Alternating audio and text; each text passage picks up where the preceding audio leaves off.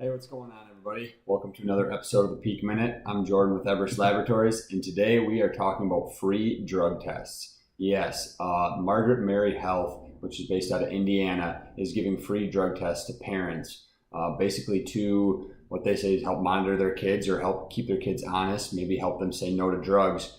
And I think this is a great idea. This is a great step towards trying to help kids not get hooked on drugs or not even start down that path. So if you're in the Margaret Mary healthcare system, like in their community or in one of their surrounding neighborhoods, make sure you stop in and get a test. If you are concerned about your kid doing drugs with their friends or on their own, definitely something to maybe try out and see if it helps, see if it can act as a deterrent to as a deterrent for your kid to not do drugs. If you buy it even before you think he's doing or she's doing drugs, test it out. Maybe just getting one because they're free, and them knowing that it's an option to get drug tested by you will give them the courage to say no to drugs. So just a thought, and hope you guys go out and get yours. Thanks.